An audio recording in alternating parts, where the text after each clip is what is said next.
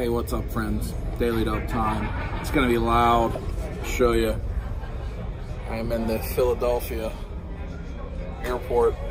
It's snowing outside. I'm over here in a corner by a restaurant. I think my plane's delayed. It doesn't say delayed yet, but I mean, it's not at the gate and we're supposed to leave in 15 minutes, so I think it's delayed. It was a very tough trip to get here from Princeton.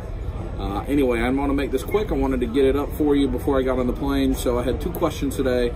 Jared McManus wants my thoughts on Spinmaster taking over the DC license, and then Eric M had what were my thoughts on subscribers sending you stuff, P.O. boxes, stuff like that. So those are my two topics. First, the Spinmaster's license with DC. I'm not super educated on Spinmasters. I know they make Fugglers, and I know they've had some success with some more, I think Hatchimals maybe was them, but that kind of stuff that has been popular for children. So they've made good products. They obviously have manufacturing relationships. They have supply chain relationships. They have distribution relationships. And Warner Brothers, DC, whoever does the negotiations for the DC license, thought they were respectable enough to give them the license. So, you know, my instinct tells me that they're not going to make necessarily collector-friendly stuff, but I think what's interesting, DC does not have a master toy license the way that some of the other companies do. They actually split it up. So Mattel maintained the girls license, so like those superhero girls figures will still be made, and they maintained the like pre-K, the children's license, so to speak. Boys Action is what moved to Spinmasters. So DC is still licensing Mattel to make children's toys. So I don't know that the Spinmaster stuff will be kiddie necessarily, but there's nothing that they've done that I'm aware of, at least, that shows that they're gonna make, you know, really collector-friendly stuff. I don't know. I think it's interesting. Mattel has struggled with that license. Mattel seems to have distribution issues.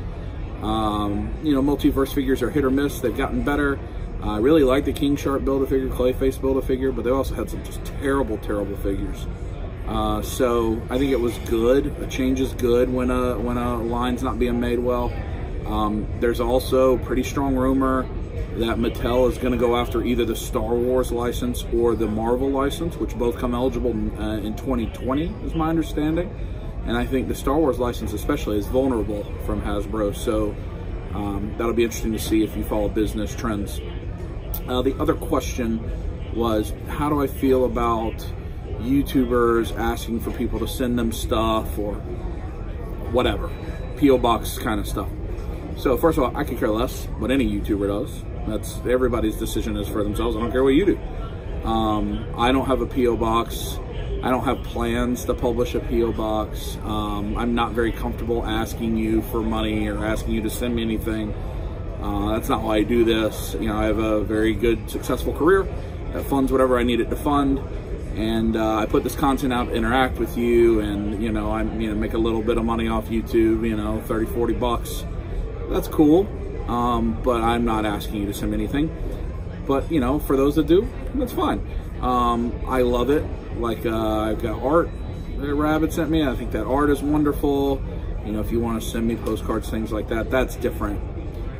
Things that you want to thank for the content, but I don't want you to have to spend your money. I know Mortal Ring War sent us some goodies and some of his CDs and stuff, so I can listen to his music.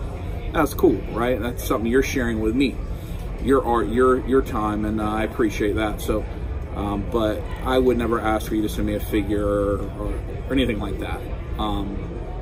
So that's to each their own. Of course, there's not a correct way to do it. There's just the way you choose to do it, and that's all that matters. I don't want to get any negativity like that. It's not the way I am. So anyway, I've been at business convention or conference all week, as you know.